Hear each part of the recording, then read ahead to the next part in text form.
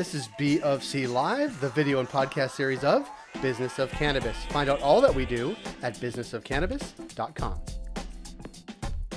Coming up, a conversation with Ross Lipson. He is the co-founder and CEO of Dutchie.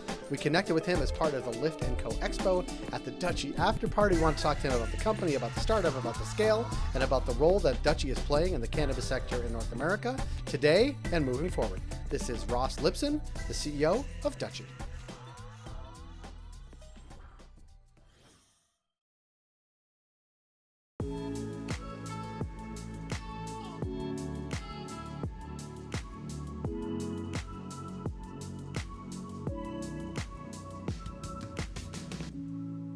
Ross, thank you for making time. Appreciate you having me here. Well, you're having us here and we're having you here down in this room. Either way, great to talk to you. Nice to talk to you as well. It's a little bit of a coming home for you in Toronto.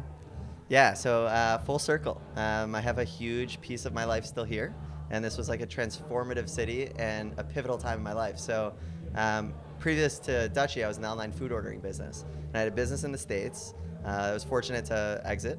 And right after that, I took this business model of online food ordering and found that there was an untapped market just north of the border. So I grew up in Michigan. So I quickly moved to Canada. I moved to Toronto in 2008. And yeah, I had a great time here. I spent 4 years here, launched Grub Canada, Canada's first online food ordering business, and later sold it to Just Eat. It's still a dominant platform for online food ordering in the country. And most importantly, I met my wife here, and my in-laws live here. So it's been great to come full circle. Stoked to be here with everybody in the cannabis space. Well, I married a woman from Toronto as well. This is how I got here. And I find it's a very common reason why people are here. Marry Canadian women who are from Toronto because this is a very, very good and easy place to live. That's a great place to live. With amazing people. With amazing people. But can I tell you a funny story? There is like a hockey skills development program for like adults. It's co-ed, and it's like women who are trying to get better at hockey and men who grew up in the States. that's the breakdown of this co-ed. Who wins?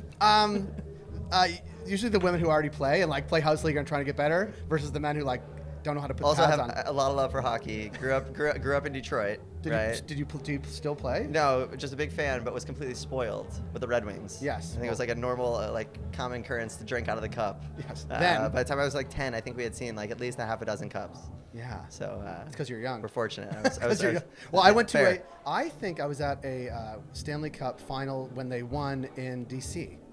Does that sound right? Yeah. They played the Capitals in 96, 97, Yeah, it was some 98. good years. So, Yeah. so two highlights, and then we can move to cannabis. But Russian 5. Okay. Yeah, you want to talk about this more? I'm with you. Russian 5, if we remember them. Yeah. And then the fights with Colorado. Yeah. You remember that? Yeah. Met at the yeah. Yeah. Well, and I'm from Boston, so when I moved here, people are like we love the Bruins because of Bobby Orr. Yeah. And hate the Bruins. Like it's very. It was one of the original teams. Yeah. Right? Yeah. So there's with the Leafs and with the Red Wings. And Montreal, and so we go to Montreal, and the kids are wearing Bruins hats. It doesn't go over well. Okay, now cannabis. And I'm not saying this to blow smoke, but both at MJ Biz. Pun intended or no? No, not intended. Both at MJ Biz, but especially here today, the Dutchie booth was the congregating place, and it's a hotel, and it serves that role in the industry, but it's seeing it come to life in a physical way at a show is very interesting. Yeah, the hotel theme is kind of a fun theme, and the whole purpose of that was we really, so at Dutchie, we really believe like customer support is most important, right? In these it's a nascent space, and for us to keep up with the space is difficult. It's demanding, it's challenging, which we appreciate, right? And it's really important that we can keep up with the expectations of our consumers, but also our retailers, and our retailers are our customers. Mm-hmm. So one thing with tech is tech is tough. It's tough to keep up with. Things don't always go that well. And the most important thing is customer support. And we want to take a really human approach to customer support, something we've been preaching since day one. I think it's one of our competitive advantages. Get on the call, talk, we're all human here, right? So the hotel experience is this idea of like, we want to show you that we give a 5-star experience. And it's been a really, really fun play. There's a lot of slippers flying around if you've caught some hotel slippers. Hotel slippers. Which are I'm a big fan of hotel slippers. Like, my wife's like, oh, you're going to a thing. Will there be Dutchie slippers? I'm like, there will be Dutchie slippers. I will bring some home. There we go. So when it's all said and done, if we're known for our slippers. That's pretty good. It's cozy. It's comfy. It's solid. It's a good theme, and it works. And it is, and it's exciting because certainly from when Lift happened last time in Vancouver or Toronto, like Dutchie's just taken off, right? I mean, it's rapid growth. And we talked to your brother in Las Vegas, and he said the same thing you just said, which was you always have to be in tune with your customers because they see things first. They know the demands. They will ask you for, I don't know, what do they ask you for? Yeah, you know, it's interesting. I think it's like an overlooked thing. And it's not just on the support that we just talked about, the support and the success side, but it really helps shape the product and it shapes the roadmap. And I think that there's this humility you have to have in tech, which is we're a tech company. We are not a retailer. Right. It would be naive for us to think we were and that we know more than they do. And they're our customers. So the easiest, most simple approach that we've taken is just to listen to our customer. And Zach, my brother, who you spoke with, a co-founder of mine at Dutchie, is our chief product officer. And we thank our customers. And we're here right now as this is our customer appreciation event. And we're here for our customers, for our retailers to say thank you because we wouldn't be here without them, not just as clients, but because they're the ones that shape our future. They tell us what we're doing wrong. They tell us what we're doing right and where we need to lean in on. And they have, we really stand by this, wholeheartedly believe that they are the reason for the development and the evolution of Dutchie. We simply just listen to them, and that customer advisory board has been super helpful. And they listen to each other, right? Because I think that's the other part, because what we find on the Canadian landscape, certainly, and I think we'll see it in other markets, retail, whether they come from retail and want to be dispensaries or like love weed and want to open a store, it's so difficult. But they do talk to each other for support. Like, of course, they are competitive with each other. And I think it's that sort of ecosystem of trust that you guys have created with your customers is what retailers here. Like, we can't go, like, they have to go with Dutchie and they want to go with Dutchie. Yeah, and you know, it's a really tight space. If you look at the TAM, right? If we look at the retail count, it's a moving target. Yeah. Everybody's number's a little bit different, but you know, Canada is about 2,500, maybe in the States about 5,500, 6,000. It's not much. It's less than 10,000 retailers, and it's just beginning. The space is in its infancy, so we have to stay together. You know, we don't look at, for example, competition. We don't see them as competitors. We see them as more as partners. We're all in this to move the industry forward. Our mission, bigger. Our mission is create safe and easy access to cannabis. We're all playing a big part in that. Something we say is always, as tides rise, all boats rise with it. So we look at everybody in the ecosystem as a partner. All the retailers that get together, we love it. And we see that competition and that kind of complexity is healthy, for sure. Yeah, and it really is both where you need to like listen to your customers who are retailers about the tech and about what their needs are, but it's also so much the rest of the industry needs to understand what's happening in store, because like the arrogance you're talking about, like brands have the same arrogance. This brand is going to catch on with this demographic because we think it will, and then at the store level, it's not selling or it's not moving. They don't like the product. Like, it's this ongoing flow of information. Some people like tune it out or turn it off or think they are above it. And that sucks if you're a brand, and it's really bad if you're tech too. Totally, 100%. Yeah, and I see that. I mean, we see that everywhere. And I actually wonder, you don't have to call out, don't even talk about cannabis. Are there tech companies out there that just think they know better than their customers? You know, I think so. And you know, I can't speak to the specifics because we're always focused on what we're doing here. But I think it's just yeah, you know, it's a natural feeling. And I think it's just this like real important reset. You have to be humility. Like, humility needs to be a guiding principle. You have to be humble. And you just need to reset a lot of times because sometimes you get ahead of yourself. Yeah. You get a little cocky. You get a little confident. And I think that, again, that's gravity. That's natural. Yeah. Right? So you have to defy that. Yeah. You have to hit the reset, go back, and just listen. Yeah. And you've done, I want to go back to sort of tech startup scale thing. And you've done it, well, twice. Well, this is the third, I don't know, it's the third time. Yep. But does it get easier each time? Or there's just more like, what is the... You know, I wouldn't say easier. I wouldn't say more difficult. I would say just different. Yeah. Right? So the first two projects were both in online food ordering for very, very, very similar, just different markets. This one's complex. It's different. It's dynamic. There's a lot more variables at play here. And I think that the challenge is the opportunity, and it's what gets us going every day. And further, it's not just the opportunity that we see ahead, but it's the mission behind it. And I didn't have that in food. You know, I could create a mission behind it and say it, but it wasn't as genuine as it is here. I've been a consumer for a very long time. I've been passionate about the cannabis space, but more so in like the benefits that it brought me and others. I saw that it was bringing benefits to me personally from direct use, but I also saw that it was bringing people together, different diversities, socioeconomic classes, different backgrounds, and it was a beautiful thing. And then further, you know, through the passion, developed a hate for the stigma. And hate's a strong word. Happy to use it here because I mean it. Right.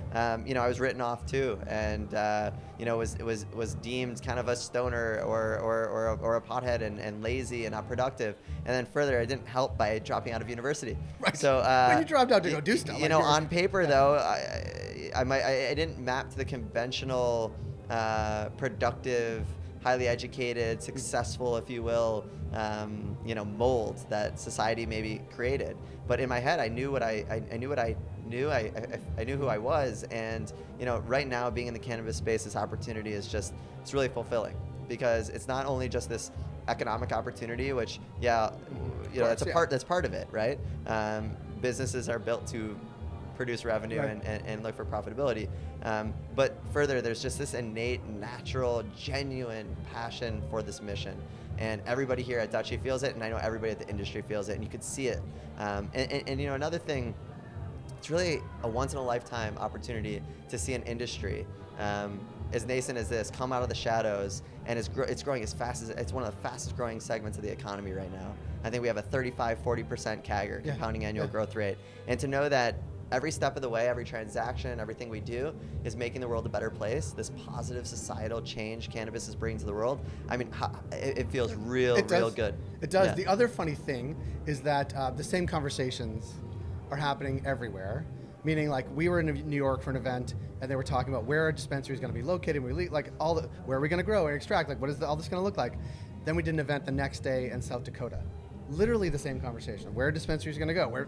It's this repeat, which maybe gives a leg up to companies like Dutchie that are in a lot of places and are enabling sort of the growth. Is that you don't want to be arrogant about it, but you see the future for some of these places because it already exists in Colorado, California. And that's a lot of the value that we want to provide retailers. Our goal is to really create a level playing field and give everybody from SMB to enterprise clients the same tools to enable them to be successful, right? So a lot of companies don't have the resources to build tech teams, and it's not their strong suit. Like ours, like retail's not ours, right? So it's this really healthy partnership, and we're very, very aligned and mapped to the success of each other. The better off the dispensary is, the better the dispensary does, the more successful that dispensary is, the better off we are at Dutchie.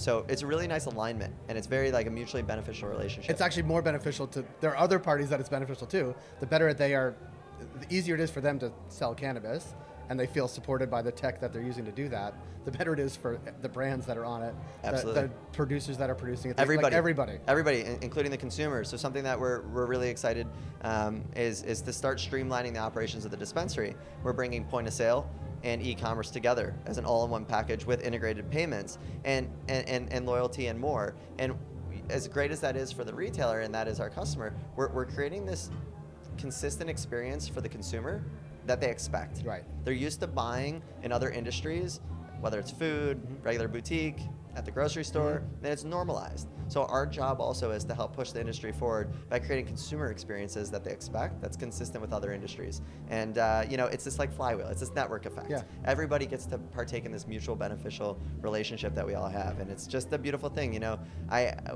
We really do focus on the retailer today, not as much on the consumer, but the testimonials that are coming back from consumers thanking us for being there, for providing safe and easy access to cannabis, whether it's they're at home and they want to like learn about cannabis through education, they're a fence sitter, they're not sure what to order, where to order from, and we're giving them this really easy tool to learn about the products, because it's new. It's a new space. It's evolving. There's tens of thousands of products out there, all with ambiguous names, right? So it's like, I don't know where to shop, but more important, I don't know what to shop for. So we're creating these tools to really help normalize the industry, and it really is pushing the consumer base forward and just bringing more acceptance to cannabis. So it's important for us right now. Yeah, it looks and feels like every other industry, and that's good. It's also kind of boring. Like all of a sudden, it's like it's normal, and that's a good thing. And that's a good thing. I think that we talk about right now that there's this roughly $30 billion industry across North America right now, but if we look at the illicit market, it's over $100 billion. And the thing is, we need to be better than the illicit market. Yes. We need to be more convenient. We need to be consistent, trustworthy, safe, and create easy access to cannabis. So that's something that we're doing. We're partnering with the retailers to develop these tools that they can then use to make them more successful, but then to ultimately give that consumer that experience that they need. And they need it and they want it. That's what's good for the industry. That's good for them. I want to go back to Michigan for 1 second, because the numbers coming out of Michigan about how much people love cannabis is kind of off the charts. It's incredible. Like, it's a newish market, but it is like, it's crushing. What do you attribute that, as a Michigander? What do you attribute that to? I don't know exactly what it is. Related. Well, it is a little bit. I don't know exactly what it is, but I know that previous to when it was previous to rec, when it was a medical market, it was one of the most dense. Like 300,000 patients. Yeah, it was extremely dense in per capita, if you will, for medical use. So we had that foresight. We saw this coming, right? And yeah, it's up there with the best states. Yeah. And it continues to propel forward. So. Yeah. And I think this is actually this is a sort of broader question that, we have Illinois, there's Michigan, New York, New Jersey, Pennsylvania's on the cusp, Massachusetts already gone, Vermont is Vermont. Yeah. But there's fewer and fewer pockets where the states aren't contiguous, right? And I think you look at the map and you're like, nobody wanted to be first necessarily, but nobody wants to be last. And the first one goes, then everybody has to go because they lose money. And we were talking to folks in Michigan. They were saying that like a quarter to a fifth of the sale, like between a fifth and a quarter of sales are coming from out of state. Yeah, you see that. You see that in a lot of towns. Massachusetts, you mentioned. New York's not fully online yet. Very exciting for New York to come online. That's another topic. But Massachusetts has seen a lot of New Yorkers come across the border. You're seeing dispensaries in the Berkshires that are doing really well. And it's and you're seeing in Oregon. I live in Oregon right now. That's where we're based. And Idaho, it's a dry state. Right. So you're seeing a lot of like border, and that's a real estate play. That's a geography play for dispensaries that are taking advantage of it. But I do agree. I think that there's this huge momentum, right? We have the regulatory tailwinds behind us. That's for sure. When we look back, we're 5-10 years in. We're past that first wave. We're past dipping our toes in the water to understand, is this safe? Is this right? Does this have the ability to scale and be a proper industry? And the truth is, the verdict's out. Yeah.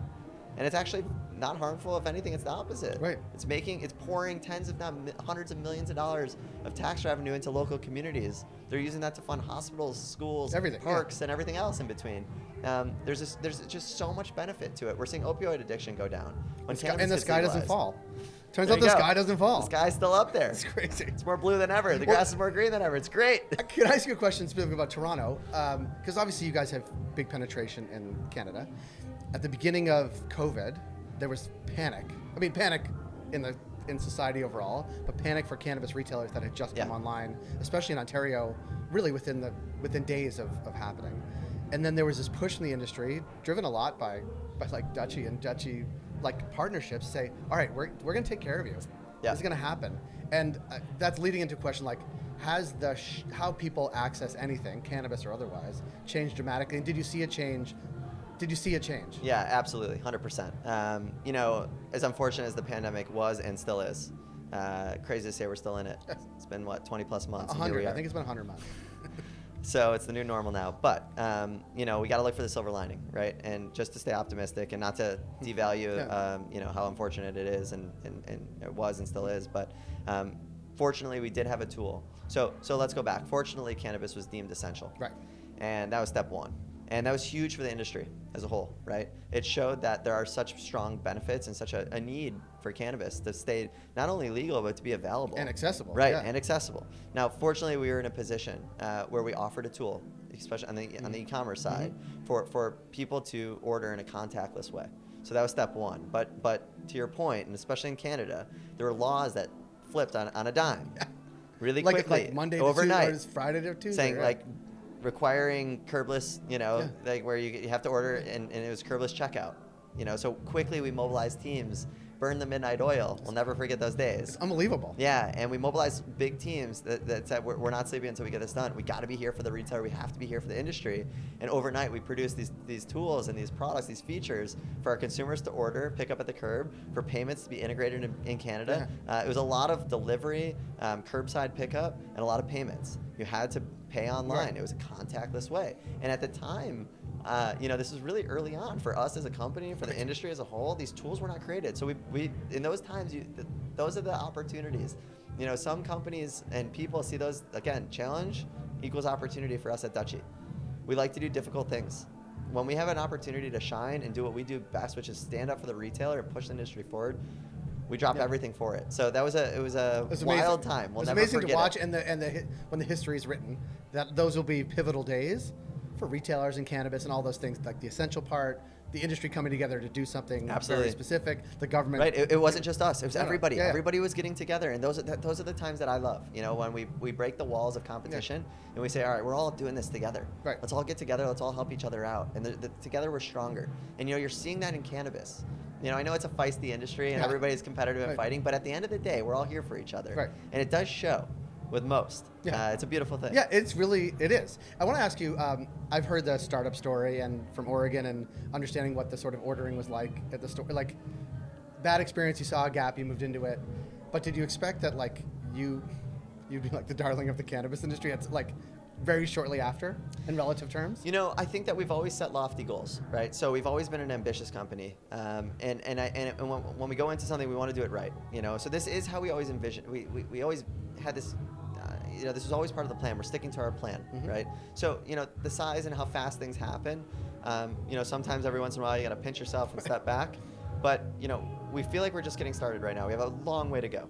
You know, numbers look great right now, but yeah, it's not a sprint, it's a marathon. And we really, really feel, it may sound cliche, but we really mean it. We're just scratching the surface. We're in the early innings. We know when it's all said and done, we look back, this is just the beginning. Yeah. And we're really setting ourselves up for that sustainable growth. You know, we just raised a really large round. We've, you know, raised roughly about $500 million since we started in just 4 years. And happy to say we've allotted over $100 million to deploy into R&D. And that's just because our product needs it. You know, we'll own that. There are a lot of gaps in it. There are a lot of areas that there are gaps that we want to fill. There are areas that we want to innovate. We've heard from our customers, heard from our consumers. Right. There's so much more to do, and we're excited to do it. So we still feel like we're behind.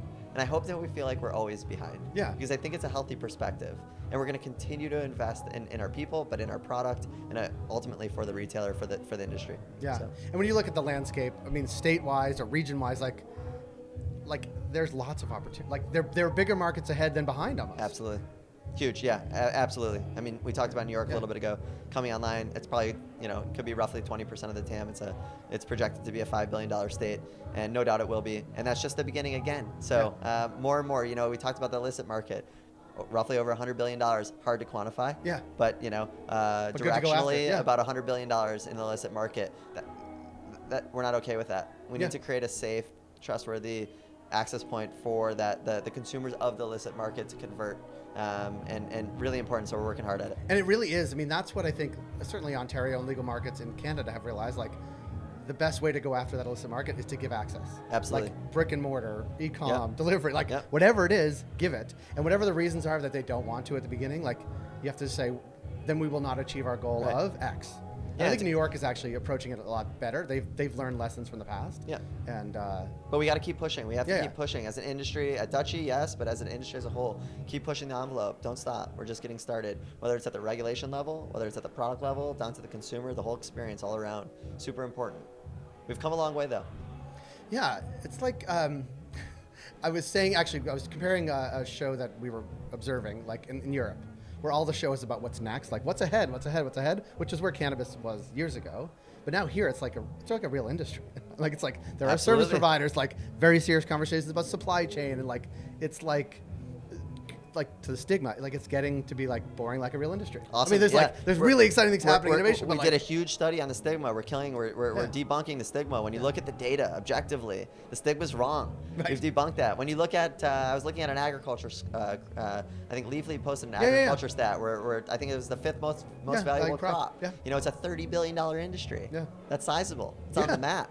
We have the attention of federal government. We have the attention of all regulators across all states. And the states that have legalized it, you know, kudos to those states. They're showing that it works, and that it's not just for the direct benefit of cannabis. No. But there's so many network effects that are benefiting so many people around it. So it's just, we've come a long way, but we got a long way to go. Well, I want to thank you again for having us here tonight, and for the work you're doing, and kudos to you and the success, and keep going. As long as you're always a little behind, you're going to be great.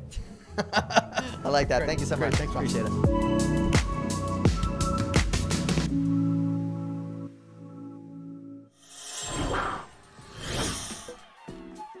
That was Ross Lipson, co-founder and CEO of Dutchie.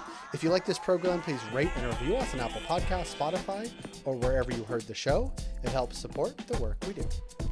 We're able to do what we do because of ongoing partnerships with Alterna Savings, Cannabis at Work, Cannabis Benchmarks, Can Delta, Gallagher, Headset, and Torque & Main.